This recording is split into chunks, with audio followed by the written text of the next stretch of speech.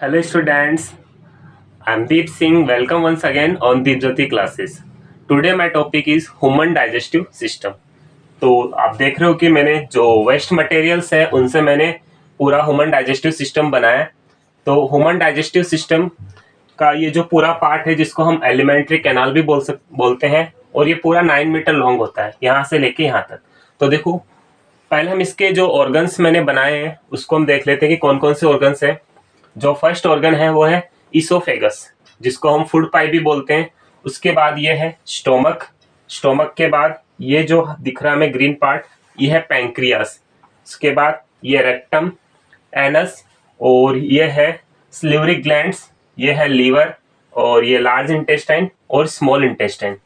तो वैसे तो हमने सब लोगों ने पढ़ा है ह्यूमन डाइजेस्टिव सिस्टम के बारे में, लेकिन आज हम इसको बहुत ही इजीली समझने की कोशिश करेंगे। वो भी एक मैंने जो वेस्ट मटेरियल से जो 3D मॉडल बनाने की कोशिश की है इसकी।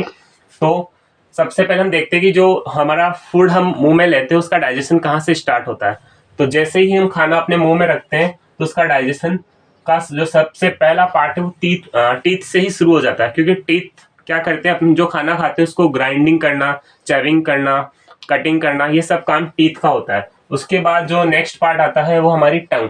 वैसे टंग वैसे तो कोई इसका रोल नहीं होता डाइजेशन में, लेकिन फिर भी टंग के ऊपर बहुत सारी टेस्ट बर्ड्स होती है जो हमें ये बताते हैं, खाने का टेस्ट बताती है। उसके बाद जो मेन पार्ट है वो ये है सलाइवरी ग्लैंड्स। सलाइवरी जो ग्लैंड्स हैं ये क्या करती है, कुछ एंजाइम्स रिलीज करती है। जैसे जो हम खाना खाते हैं उसमें जो स्टार्च होता है, स्टार्च को ये एंजाइम्स क्या करते हैं, उसको शुगर में कन्वर्ट करते हैं। जैसे हम देखते हैं ना, हम खाना खाते हैं तो हमारे मुंह में जो लार बनती है वो ये ग्लैंड्स है वही उसको रिलीज करती है। उसके बाद खाना है वो उस पाइप के थ्रू स्टोमक में पहुंचता है, जिस पाइप को हम इसोफेगस भी बोलते हैं, या फिर हम इसको सिंपली फूड पाइप के नाम से भी हम इसको जानते हैं। जैसे ही खाना, तो इसका काम सिर्फ इतना होता है कि इसको ट्रांसपोर्ट करना, मुंह से खाने को ट्रांसपोर्ट करता है स्टोमक के अंदर। जैसे ही खाना स्टोमक के अंदर पहुंचता है तो स्टोमक जैसे खाना रिसीव करता है तो ये अपनी साइज को एक्सपेंड भी कर सकता है, मतलब ये खाने के हिसाब से एडजस्ट हो सकता है स्टोमक। तो स्टोमक के अंदर बहुत सारे एंजाइम्स होते हैं, जैसे जिसको हम बोलते हैं हाइड्रोक्लोरिक एसिड, शॉर्ट में बोलते हैं HCl, म्यूकस है या फिर पेप्सिन है। तो देखो जो हाइड्रोक्लोरिक एसिड है वो क्या करता है कि प्रोटीन को डाइजेस्ट करने में हेल्प करता है। डाइजेस्ट तो नहीं करता लेकिन डाइजेस्ट करने में हेल्प करता है। तो प्रोटीन को डाइजेस्ट करना हाइड्रोक्लोरिक एसिड का काम है। उसके बाद जो म्यूकस है, म्यूकस स्टोमक की वॉल्स के ऊपर होता है जो इसकी वॉल्स को प्रोटेक्ट करता है, क्योंकि हम सब लोग जानते हैं कि जो हाइड्रोक्लोरिक जो एसिड है वो बहुत ही स्ट्रॉन्ग एसिड है। कहीं ऐसा नहीं हो कि जो हाइड्रोक्लोरिक एसिड है वो स्टोमक की वॉल्स को ही डाइजेस्ट कर ले। तो उसको प्रोटेक्ट करने के लिए म्यूकस क्या करता है, इसके वॉल्स के ऊपर एक लेयर बनाता है जिससे वो कोई इफेक्ट नहीं हो उसका। या फिर जो पेप्सिन है वो भी प्रोटीन को डाइजेस्ट करता है। इसके बाद जो खाना है वो पहुंचता है स्मॉल इंटेस्टाइन में, लेकिन स्मॉल इंटेस्टाइन में पहुंचने से पहले ही ये जो दो ऑर्गन हमें दिख रहे हैं, पैंक्रियास और लीवर, इनका भी इंपॉर्टेंट रोल है। क्योंकि जो लीवर है वो क्या करता है, एक जूस रिलीज करता है या फिर एक एंजाइम रिलीज करता है जिसको हम बोलते हैं बाइल जूस।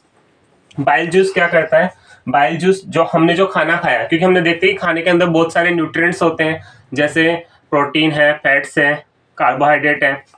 तो अलग अलग ऑर्गन क्या करते हैं, अलग अलग न्यूट्रिएंट्स को डाइजेस्ट करते हैं। बाइल जूस का काम होता है जो खाने के अंदर जो फैट्स हैं उनको डाइजेस्ट करना। उसके बाद पैंक्रियास क्या करता है, ये एक एंजाइम रिलीज करता है जिसको हम बोलते हैं ट्रिप्सिन। ट्रिप्सिन का काम होता है ये भी प्रोटीन को ही डाइजेस्ट करता है, प्रोटीन को। इसके बाद में जब ये दोनों खाने के अंदर मिक्स हो जाते हैं, बाइल जूस और ट्रिप्सिन एंजाइम, उसके बाद खाना पहुंचता है स्मॉल इंटेस्टाइन में। और हम देखते हैं कि जो एलिमेंट्री कैनाल का जो सबसे इंपॉर्टेंट पार्ट है या फिर सबसे बड़ा पार्ट बोले हम तो वो यही है, स्मॉल इंटेस्टाइन। क्योंकि मोस्ट ऑफ द जो डाइजेशन है वो यहीं पे कंप्लीट होता है, क्योंकि ये बहुत लंबा पार्ट हम देखते हैं। क्योंकि जैसे मान लो कि इसको अगर हम ओपन करके ऐसे इसको फैलाते हैं तो 6 मीटर लॉन्ग होती है, जो कि बहुत बड़ा पार्ट है।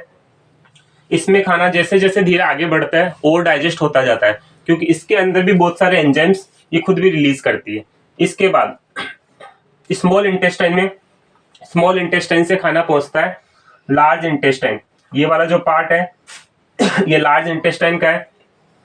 वैसे हम देखते हैं कि ये वाला जो लार्ज इंटेस्टाइन है वो 1.5 मीटर लॉन्ग होती है, फिर भी इसका नाम लार्ज इंटेस्टाइन है, इसका नाम स्मॉल इंटेस्टाइन है, जबकि 6 मीटर लॉन्ग है। इसके पीछे क्या रीजन है, क्योंकि इसकी विड्थ ज्यादा है, इसकी विड्थ कम है, मतलब इसकी चौड़ाई ज्यादा है इसलिए इसका नाम लार्ज इंटेस्टाइन है, और इसका जो विड्थ कम है इसलिए इसका नाम स्मॉल इंटेस्टाइन है।